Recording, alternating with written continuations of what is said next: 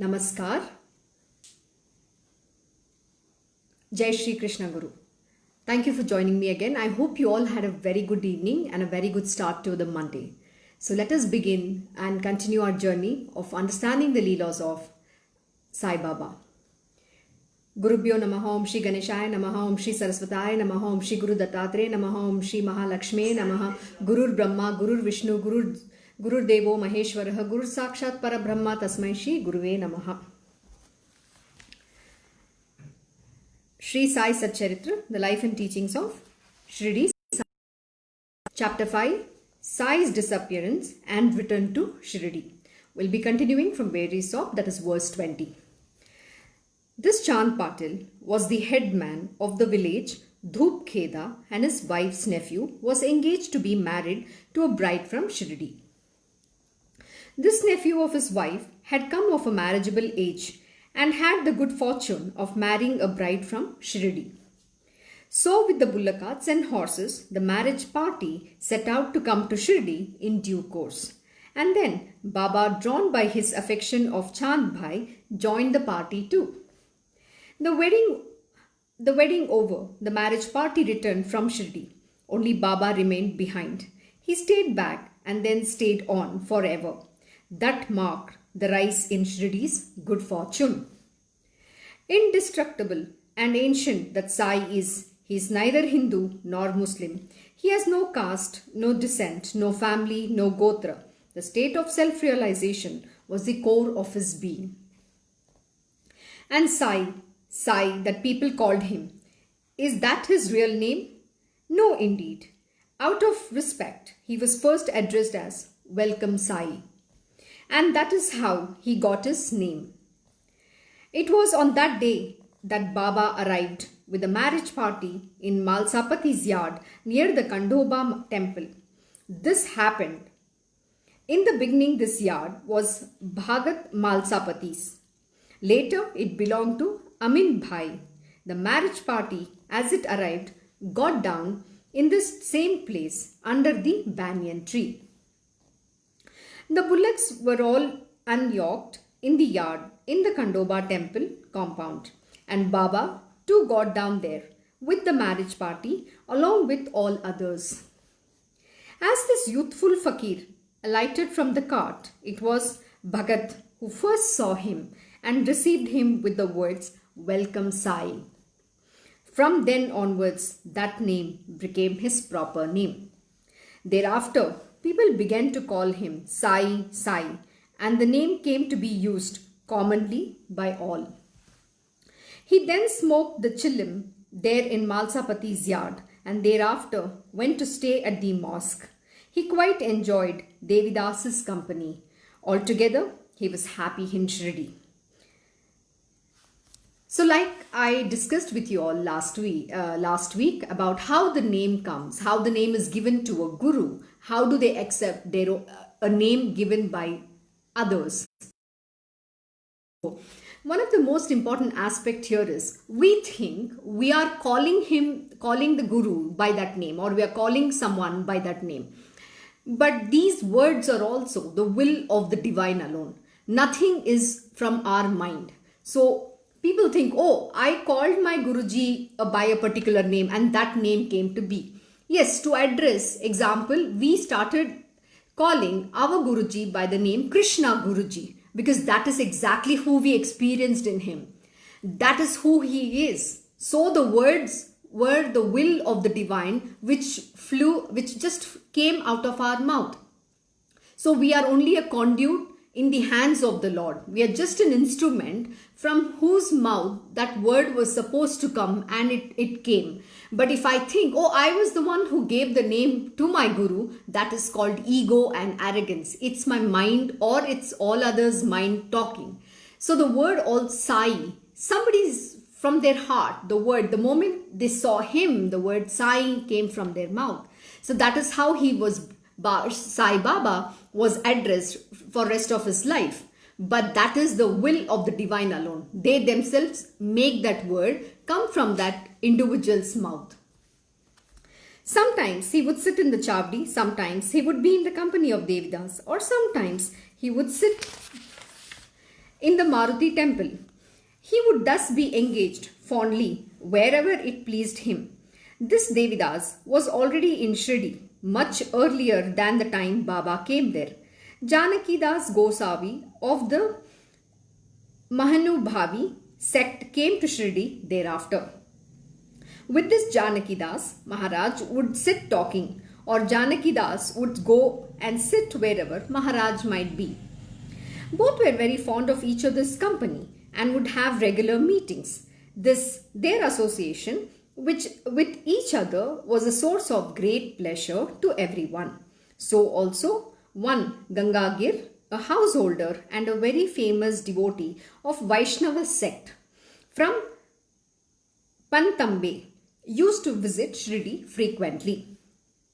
In the beginning, Gangagir used to be quite astonished in his mind to see Sai carry water from the well, holding earthen pitchers in both his hands.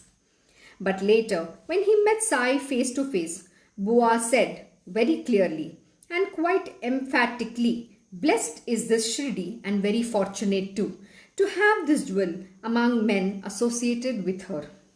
Today, he carries pitchers of water on his own shoulders, but this is no ordinary figure. It is by the great accumulated merit of this soil that he has come to this place. Similarly, one other well-known saint by the name of Anandanath had also predicted Baba's wonderful and divine Leelas. It's a very beautiful way of teaching the disciples, the devotees, and every other human being in this world how to do your own work, how to put in self-effort. The great masters will never tell you, "Oh, I cannot do this," or it's below my dignity to do this kind of a menial job. They will do everything themselves. It is not because they want to do it, or it is not because they don't want to do it. It is because they want to teach how to put self-effort, how to do all the jobs. There is no menial job. There is no a job with a class. There is no job with a dignity. Every job is a service to the God himself. So why are we trying to say if somebody's cleaning the house or washing the toilet is a menial job, we think, "Oh, that's below my dignity to do the job"? No, it is not like that. Even just cleaning the house is still service to the God alone, because cleanliness is equal to godliness. Whether you're cleaning your own house or you're cleaning the ashram where the Guru lives, that is the way of redeeming our sins, our karma. Today, if you look at, people have gotten into a habit of having maids, having help to help them in all their household chores. I understand with old people, but with young generation, they don't know how to do their own job because they feel that by giving money, they can get these help. One thing that we have been taught in as part of our Krishna ashram daily practice is where we will be doing all our work by ourselves. Everyone who's with our Guruji is given a certain task and we are doing service to the master. We learn how to do those tasks in a much better way. We learn to become more and more disciplined and self-sufficient. We put self-effort, which is like, making yourself enabled to be under any kind of situation, circumstance, but to do all the jobs, right? From cooking to cleaning, like studying. We are all rounders here. That is what the great masters teach. You cannot say, "I don't know." My Guruji doesn't like the word "I don't know." And he'll always say, "Yes, don't give me this answer. No." The word "no," please remove it from your dictionary. This is what our Guruji teaches us. Similarly, one other well-known saint by the name of Anandnath had also predicted Baba's wonderful and divine Leelas. This very famous Anandnath had set up a mutt, a monastery at the village Yola and in the company of some residents of Shirdi. He came too. Anandnath was the disciple of the great saint of Akkalkot. When he actually saw Sai, he exclaimed, "Oh, he's a diamond, a veritable diamond." Maybe today he lies neglected in a rubbish heap, yet he is undoubtedly a diamond and not a piece of flint. And remember, these were the words of Anand Nath while Sai was yet of a tender age. This is how we human beings look at these great masters, just by the way they appear, because of the way they behave or the clothes that they wear. We make judgments on this paras money that with one touch can transform your entire being. We judge them by how they look. My Krishna Guruji looks very ordinary human being, but he's not ordinary human being because he's the manifestation of the divine. He just donned a body, just like the way we wear a garment. He's donned that body, and he's using that body to teach and to impart this profound truth and show the world what it is to do your duties by following the righteous path. And he's here to establish dharma. He's here to establish the love and devotion, how it is to love and be devoted to the divine.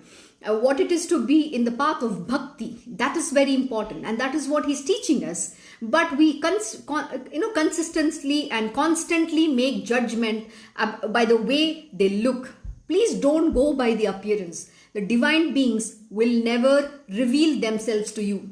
It is only after great merit or with your own faith that you have developed over a period of time will you experience what you want to, what your innermost being wants to experience.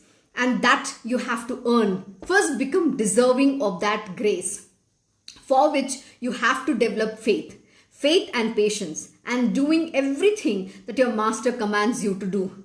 It's a very funny situation sometimes I've experienced around my Krishna Guruji, where people come to meet him with all that excitement. Oh, I want to meet him, I want to meet him. They'll come and one meeting, and after that they'll say, Guruji, I want to come and learn from you, and they'll disappear. And we don't know where they have disappeared completely. So you need to also have that sincerity. One is, meeting such a divine being itself is a great boon. And on top of it, then you don't even value that. Because why do they do this? Because they try to judge. Their mind is telling them, oh, he's such an ordinary mortal. What is it he can give you the knowledge about the truth? Please don't get deceived by that. Pray, seek the grace of the God to tell your mind not to get swayed when you meet such divine beings, and to have that grace on your head so that you will be able to see through that, see beyond that mayas, go beyond the delusions that your mind throws on continuously. So don't fall for it. Remember well these words of mine. Later on, you will be reminded of them. Professing thus, he then returned to Yole. Sai then used to allow his hair to grow and would not have his head shaved ever. His dress used to be like a wrestler when this Sai was in his youth.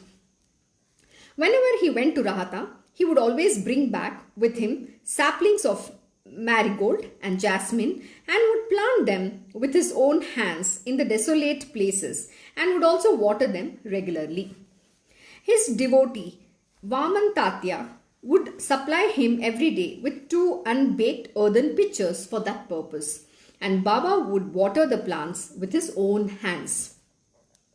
From the stone vessel near the well, he would fill the pitchers and carry them on his shoulders, and at sunset, he would keep the pitchers under the neem tree. The moment they were placed there, they would of their own crack and on the spot. The next morning, Tatya would bring him 2 new pitchers.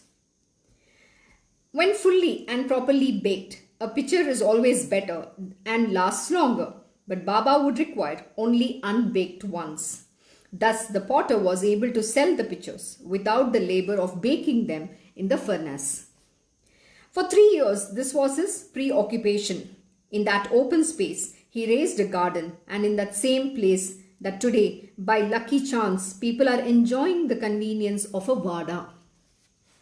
And also in the same place, under the neem tree, a devotee called Bhai has installed the padukas of Swami Samarth of Akkalkot for those devotees who wish to offer puja to Swami Samarth. Swami Samarth of Akkalkot was Bhai's chosen deity, and with great devotion, Bhai used to worship his photograph very regularly. Once he felt that he should go to Akkalkot to have a darshan of Swami's Padukas and offer a sincere puja with all attendant rituals to the Padukas. So he made all the necessary preparations to leave for Akkalkot from Bombay. And he was just about to leave on the very next day when he had to abandon his resolve, and instead he found himself on the way to Shirdi. Even as he was all set to leave the next day, he had a dream on the previous night in which Swami Samarth exhorted him, saying, "At the moment my stay is in Shirdi, so you leave for Shirdi." Such being the command, Bhai obeyed it with great reverence and left Bombay for Shirdi, where he stayed on for next 6 months in great peace and happiness. Bhai, being steadfast in his faith, installed the Padukas of Swami Samarth under the neem tree to commemorate the vision he had in his dream. In the year 1912, in the month of Shravan, that is August-September, during the bright half of the moon, which was also the auspicious Pravakal, he installed the Padukas under the neem tree very lovingly with puja bhajan. On an auspicious day, the installation was performed at the hands of Dada Kelkar and under the direction of Upasani, with all the rites and rituals prescribed by the Shastras. The arrangement for the daily worship of the Padukas was entrusted to a Brahmin named Dikshit, while Sagun Naik looked after the overall arrangements. Such is detail of the Padukas. This is how these saints, the true incarnations of God, who are without attachments and desires, appear on this earth for their self-mission of uplifting the world. This is so very true. They have only one goal that they manifest on this planet earth, only for the upliftment of the humankind and to put the dharma back on track. When there is unrighteousness prevails in this world more than you can ever imagine, they come to put back the righteousness on its path so that they can protect the meek and the poor and also their devotees, and there can be harmony, goodness, love prevailing all over the world. This is extremely important, because a man gets too carried away running the rat race and forgets to follow what he is here for. It's very easy for him to forget that and get lost in the world of Maya and get carried away in the delusions. So don't be lost. Come back. Let's listen and let's purify and let's get detached and break away from the bondage of material worldly existence.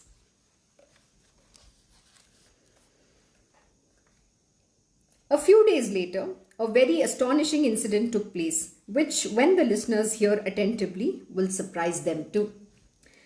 Mohinuddin Bhai, a seller of betel leaf, areca nut, tobacco, etc., and Baba had some dispute between them, which flared up, resulting into a bout of wrestling, both fighting each other furiously.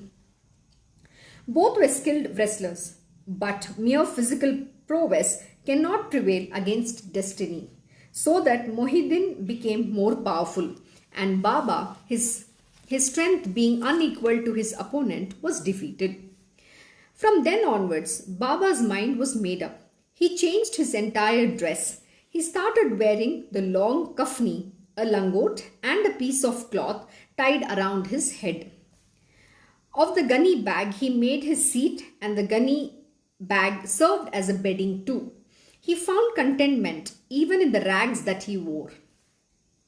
Poverty holds the highest sovereignty, 1,000 times greater than the grandeur of the noble men. Allah befriends the poor, so would Sai say always. Gangagir also had been in the same position once. Fond as he was of wrestling, once, while he was engaged in that sport, he suddenly grew weary of it, wanting to renounce it. As the opportune moment came, the words of a Siddha came to his ears. This body should rather wear itself out in sporting with God. This is so true. We play sports, we play sports, we do so many different things.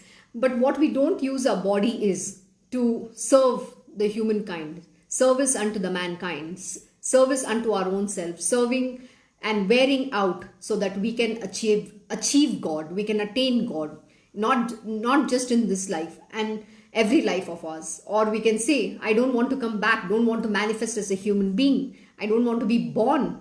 Can I redeem myself in this very life of mine? That should be the effort. So we have to wear ourselves out so that we can purify our heart, our mind, and surrender unto the lotus feet of the Guru and the God, so that we can redeem ourselves from the cycle of birth and death.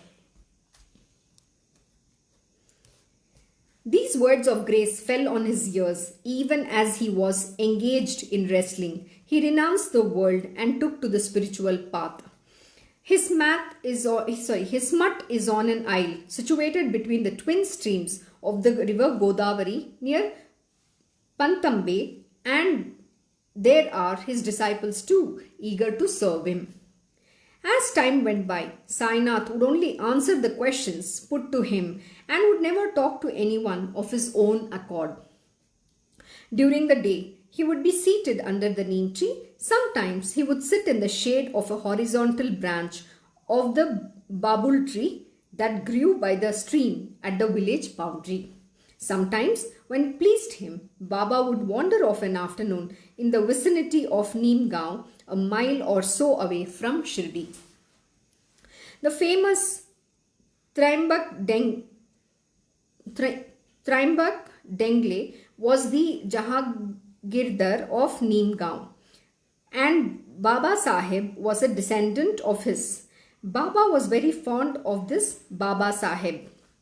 Whenever Baba took a round of Neemgaon, he would go to his house and would love to spend a day talking to him.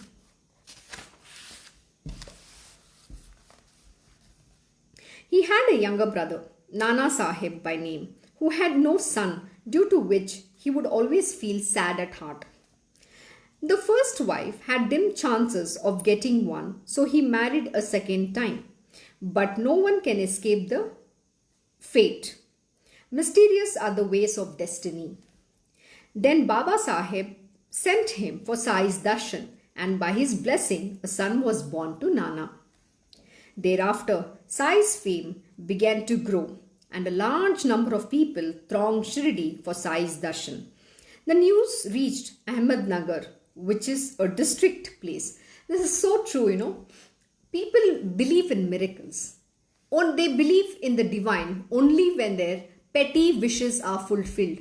People come with their, bucket list. I want a job. I want a child. I want money. I need my health to be good. I want the disease to go away. You name it. The desires are insatiable and endless. Everybody comes to this fakir only to get their desires fulfilled. Why did people started coming to him? Because the news spread that Nana got a child which was blessed by Baba. So everybody wanted to meet Baba so that they can put forward their desires. Please, never go to a guru or the divine being with your petty asks. If you ever want to ask, please ask for your spiritual weal. That is the highest that you can ever get blessed with. In Ahmednagar, Nana used to move much in the government circles and was influential with the officials, amongst whom was also Chidambar Keshav, who was the secretary to the district collector. Nana wrote to him a letter saying that he should visit Shirdi with his wife, children and friends for the darshan of Sai Samarth. The visit, he said, was worthwhile. In this way, many began to come to Shirdi, one after the other, as Baba's fame began to spread and the ranks of his followers swelled. Though Baba needed no company, during the day he would be surrounded by his devotees. After sunset, however, he would sleep in the dilapidated mosque in Shirdi. We are all so given to our body, mind and senses. We want a comfortable bed to sleep. We want nice, bedspread. We want all comfy and cozy things. But imagine Baba. He was sleeping in the mosque, which was completely shattered. There was nothing to... He was just sleeping on the gunny bag. And much later, there is a very beautiful story where Baba talks about how he's just going to sleep on that small plank. So it's a very beautiful way how these divine beings operate. They have no bodily sense pleasures required. They don't even give importance. And sometimes it's a very beautiful sight to even think, how have they been able to overcome this mind, body and the senses? And this is what our efforts has to be. We should overcome all our five senses that we are all constantly dwelling in, and give up all the feeling of I like this, I don't like this, I can only sleep on bed, I can't sleep down.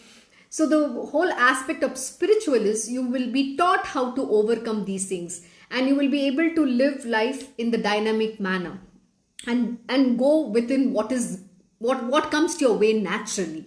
You're not demanding for things. Chillim, tobacco and a tumbler were constantly by his side. Baba wore a long flowing kafni covering his head with a piece of white cloth, and always had with him his baton. He would tie around his head that piece of clean white cloth taken behind the left ear and twisted firmly like the matted hair of a gosavi to form a shapely headgear. Covering himself with such clothes, he would sometimes go without a bath even for 8 days at a stretch. Barefoot he walked and used only a gunny bag for a seat. I remember a very funny joke my Guruji would say. When he teaches this, he says the divine beings in the past would never have bath at all. But he'll say, please, you people should have bath every day because you have not attained the state. Otherwise, you would stink. So please don't go, just pick that one lesson. Oh, Baba is not having bath. I will also not have bath from tomorrow. Sorry, it doesn't work for you. You have not attained that. You're not an enlightened being. So yes, we should follow our cleanliness, all other daily rituals and ablutions that is prescribed by our Vedas and Shastras to the T. But the divine being, they don't have to. They are the purest one. A very strange thing that I have personally experienced, and many of my Guruji students have experienced. Whenever we come in the presence of my Guruji, at times we would get different fragrances. Sometimes it's sandalwood fragrance, sometimes it's jasmine fragrance, sometimes it's champak fragrance. Different fragrance just emanates from his body, and that is so beautiful. Not just his body, in and around him there are beautiful fragrances that comes. Such is the power of these divine beings. They are not the body, and that's the whole point. They are so pure that you can't even imagine.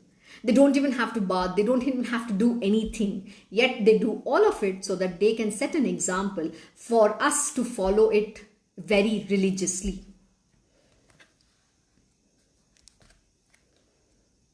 Covering himself with such clothes, he would sometimes go without a bath, even for 8 days at a stretch. Barefoot he walked and used only a gunny bag for a seat. That piece of sackcloth was thus his seat always. The comfort of a cushion he knew not, and found contentment in whatever he had. Absolutely so true. They don't need anything. They can live however they feel like it. They are avdutas. They are free beings. They'll be today here. If someone gives them something, they will very graciously accept. And if say somebody takes it away, they'll say, okay, I don't need. They don't care about money and shit is both one and the same. They don't care about your cushion or they don't care about your gunny bag. Both is one and the same. Because they don't have the need. They don't have a need. They don't have a want. They don't have a desire. We human beings dwell into all these things. We want to hoard. We want so many different garments. Oh my God. Our desires are endless. And because of which we are constantly running a rat race so that we can make money. And that money what we make is still not sufficient. Because we want more. We are always falling short of what we earn. But these beings have nothing at all. They're ever lost in that blissful state. And that is what we have to aspire to be in this world. That old, worn out slack cloth was his favorite seat, which was forever in that same place, day in and day out. That was all there was for a seat, or as a covering. He wore a kaupin and no other sheet or covering. To ward off cold, there was a dhuni, of course. Facing the south with the left hand resting on the railing, Baba would sit on this slack cloth in the mosque, gazing into the dhuni in front of him. Again, a very beautiful story I would like to share, a small incident. Last year, I traveled with my Krsna Guruji to Amritsar. This was during the winter. And I was feeling terribly cold. It was -degree. And I was wearing multiple layers. But suddenly, I touched my Guruji. His body was warm and I was literally freezing. So And when it was hot, his body was cold. And I was feeling exactly what the temperature was. Either I was to feel hot or cold. But his bodily temperature would switch opposite ways. So they don't have to wear warm clothes, or they don't have to wear, the light clothes. Their body switches automatically. And that's the power of their, the sadhana that they have done, where they are able to control the temperature of how their body works. But I was ashamed. I was like, it's freaking cold. I was freezing. But imagine, this is the level of sadhana they have done, because they are not the body. He seemed to be offering into the dhuni oblations of the ego, along with all the desires and the various affections of the mind. In fact, all the temptations of the worldly life by various wiles and ways, which is so true. The fire burns out all your desires, all your karmas and sins. The divine beings have different ways to do this. In case of Baba, he is to light the dhuni day in and day out. And that udhi is what he is to offer to everybody as a blessing. Similarly, like my Guruji will burn all people's karma in his stomach. It's a way. That's where the fire in the belly will burn out all the sins. And that's why they have like a bloated stomach. If you look at any great saint, they have a big stomach, because that is what they absolve all the sins into. I don't know how, or I can't give you more details, but I just know a small aspect of this. But similarly, Baba would burn everybody's sins into that into that dhuni. And then that ash becomes the purest one as a blessing, which can cure anything as long as you have the faith. That raging fire in the dhuni he fed with logs of conceited knowledge, and raised the banner of Allah by chanting Allah Malik ceaselessly.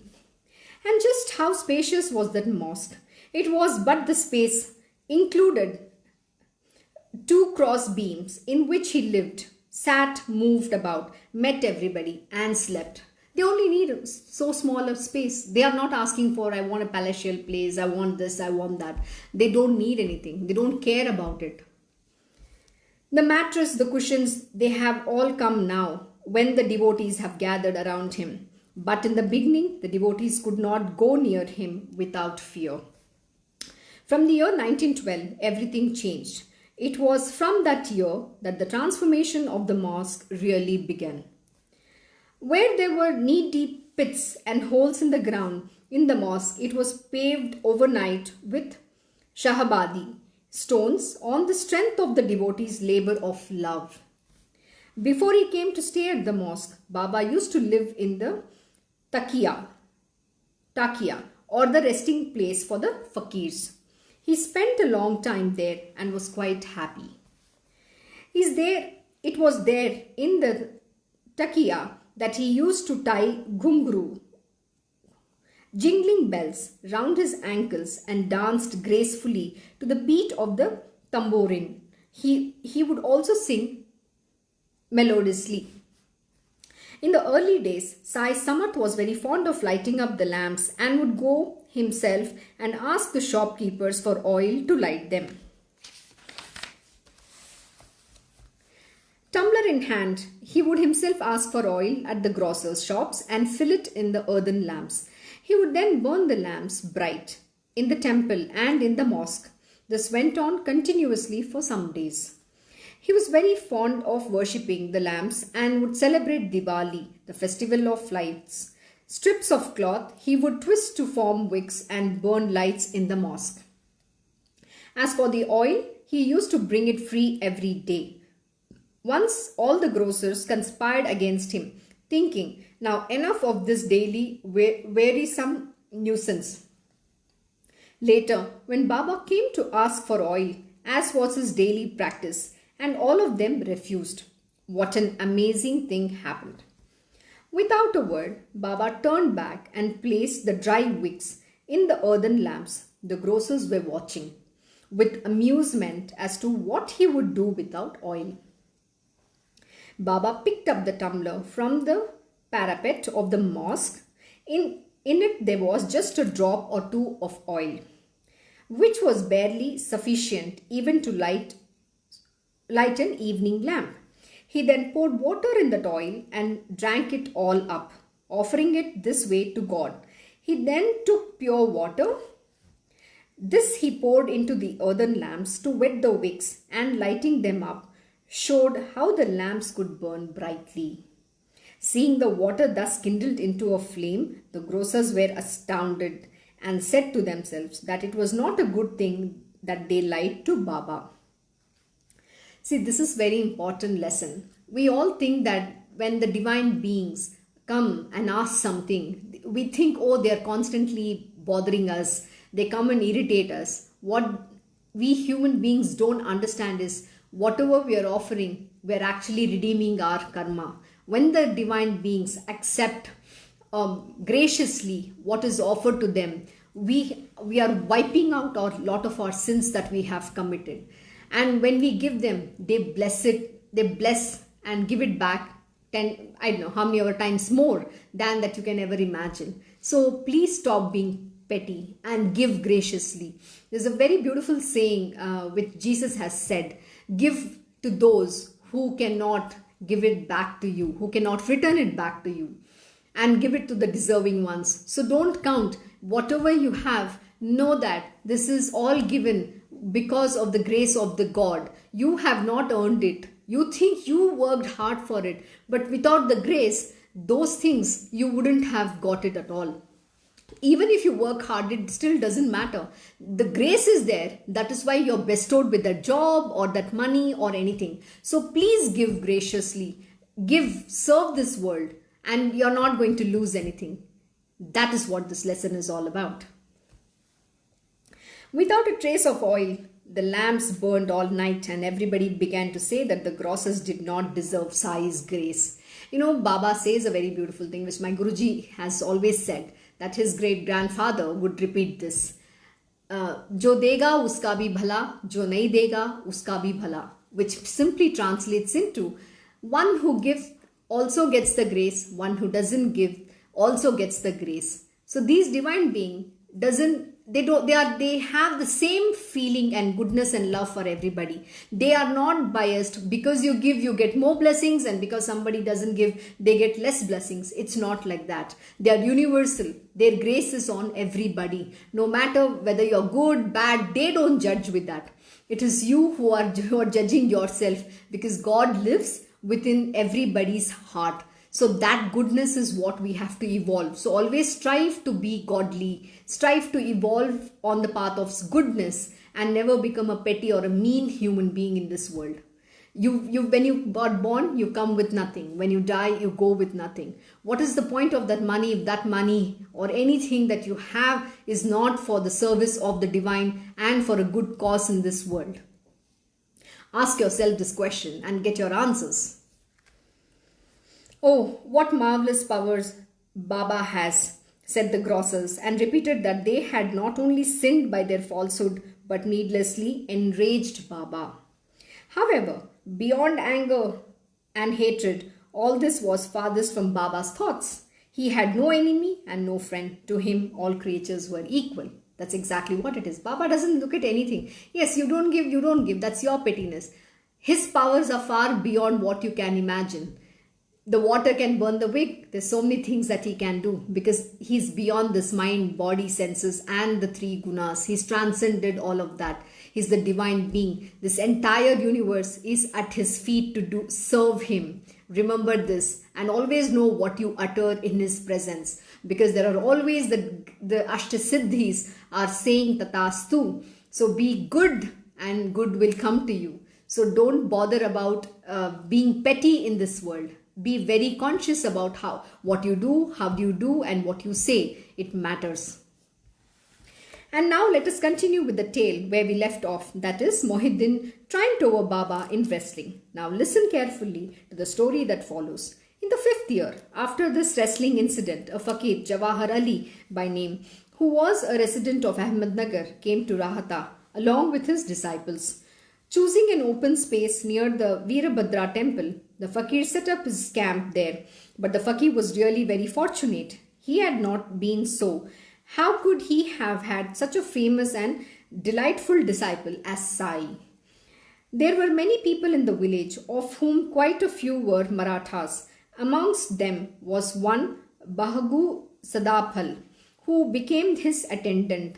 The fakir was very learned. The Qurani Sharif was at the tips of his fingers. Many people, some selfish, some spiritual, and some pious and faithful, became his followers. He began constructing an Idg, a place for prayer. Some time went by. He was then accused of defiling the temple of Veerabhadra. Then the construction work of the temple came to a halt, and the fakir was driven out of the village. From there he came to Shirdi and stayed with Baba in the mosque. The fakir was a sweet talker. The whole village adored him, and people said that he had cast a spell on Baba too and charmed him completely. "You be my disciple," said he to Baba, and Baba, with his playful disposition, assented. The fakir was delighted and took Baba out of Shirdi. With an eminent disciple like Baba, Jawahar Ali became the Guru. Then they both decided to go and live in Rahata. The Guru did not know his disciple's marvelous ways. But the disciple knew the Guru's shortcomings. But never did the disciple show disrespect, thereby observing the duties of a good disciple. Whatever command came from the Guru's mouth, whether proper or improper, was obeyed. No sooner it was given, and he even carried water in the Guru's abode. Wow, this is so profound. Why the divine being does some things we don't know. Now Baba became the disciple of Jawahar Ali, not because Baba didn't know or Baba wanted to get something. The reason why Baba does is because he has to teach something, and there is something, a profound knowledge that one has to get. And in this manner, Baba was also giving a lesson to the others, to his own disciples and devotees, how to obey a guru, how to respect a guru, how to follow a guru's command. So there is a deep and profound meaning behind every act of the divine being, and we cannot fathom and we cannot judge them. And whosoever comes to them it's like, as is your faith, so are your experience. That is one aspect. To each his own. There is a reason why Jawahar Ali has come to Baba, and there is a connection, and he has to get that knowledge, and Baba will give him. So whatever he has to get, he's going to get. And similarly, by doing that, he's also going to give everybody another lesson which they have to get. So we cannot, they are beyond our comprehension. It's very beautiful. So always don't fall for what you see. Go, be quiet, listen and see what happens, and absorb and learn. That has to be your goal.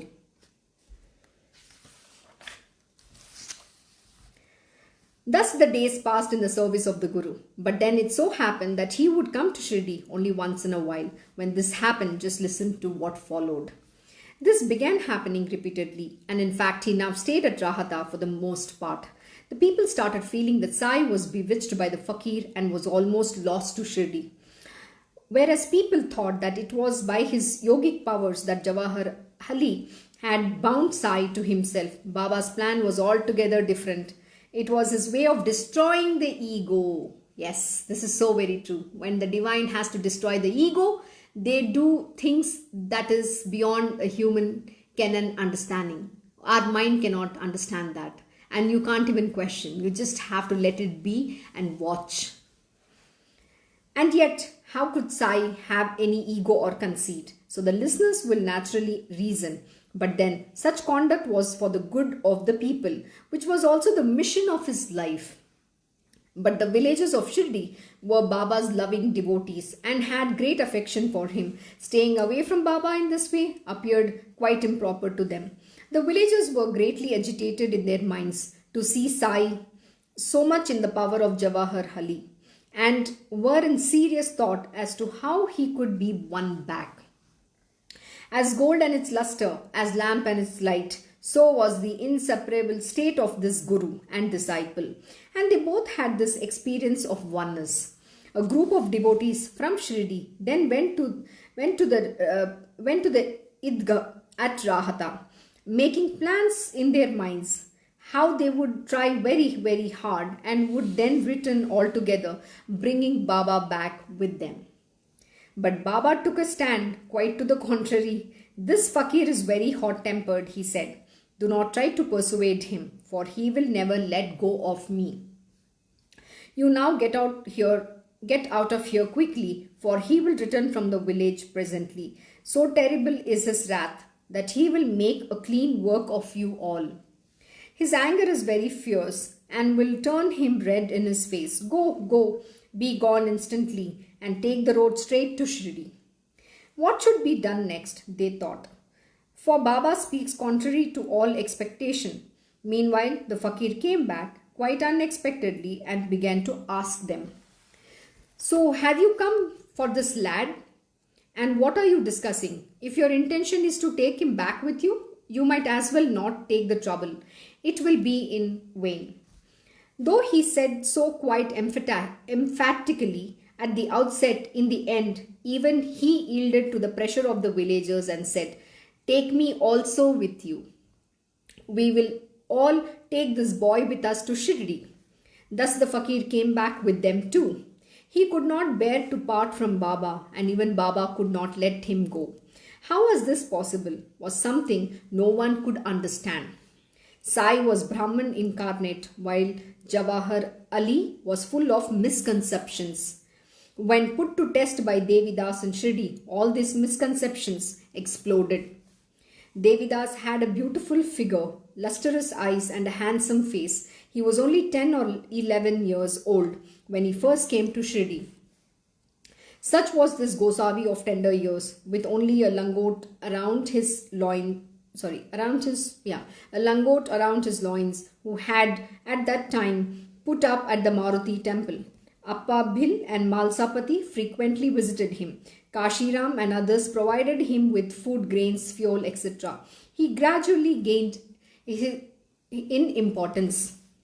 12 years before Baba came with the marriage party, Devidas had already come to stay in Shirdi. He taught Appa Bhil to write on a slate and made everyone recite Vyankatesh Stotra, which he had taught and which they knew by heart.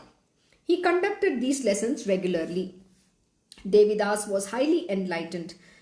Tatya Ganapat Patil Kote made him his guru, and Kashinath and others became his chief disciples and followers. The fakir was brought before Devidas, who engaged him in a religious debate. With his ascetic powers, Devidas totally vanquished the fakir, who was then driven away from Shirdi. As he escaped from Shirdi, the fakir went and stayed at Vaijapur. Years later, he came to Shirdi and bowed humbly before Sainath. All his misconceptions about himself being the Guru and Sai, his disciple, were dispelled, and by repentance he was purified. Baba also accepted him with respect as before. Everything happens for a purpose, and some lesson has to be imparted. The Guru's ways of teaching is not fathomed by anybody. He uses very, very weird means. He uses people, situations, place, everything to only impart those lessons to each one in their own way. In the own way where the ego can be destroyed, where you will be able to give up all your greed, anger, arrogance, all the shadripus, all those tendencies which is an impediment or an obstacle for you on the path of spirituality. So first you will have to clear off all of this that exists within a human being, and only then when you purify can you evolve. And so the great masters can even act like being a disciple of some person who is not even qualified, not to show that they are that they are some insignificant being, but only to show with humility their power and to be that It only teaches them how to be humble. It's teaching the other person what humility means, how to overcome your ego. They don't have any ego. They don't need you to, they don't have you, they don't want you to tell them who they are. You don't have to, give a report card of who they are. They don't need any of that. They are the divine being. They know that. The conviction is absolute. They don't need people to acknowledge them. They are not waiting for that acknowledgement. They are not waiting for the name, fame, recognition. They are not telling people have to praise them.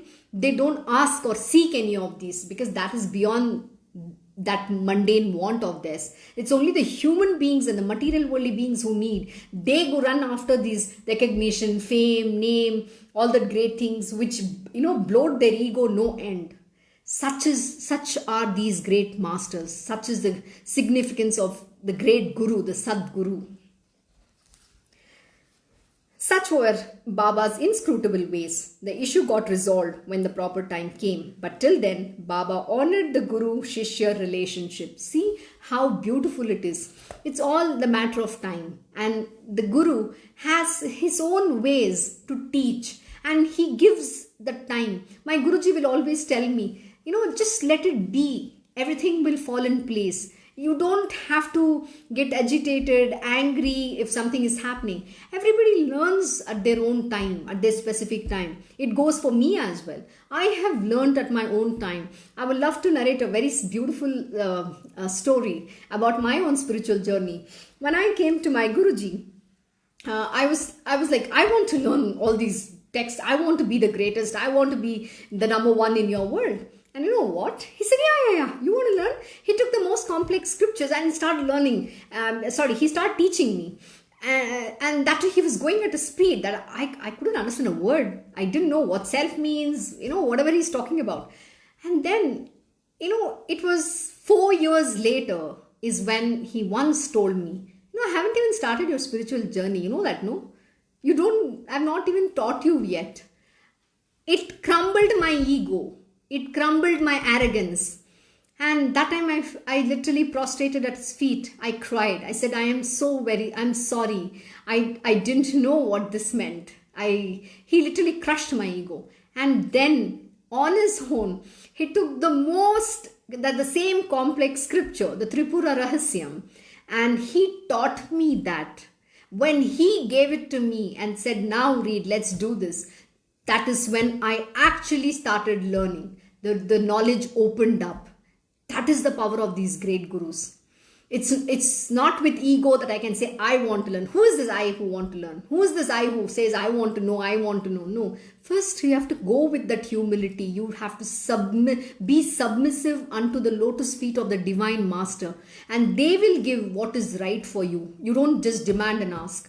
You just have to seek for that grace so that that knowledge, you can absorb that knowledge, you can imbibe that, and you can live that lessons learned. That is the most important thing you have to ask for.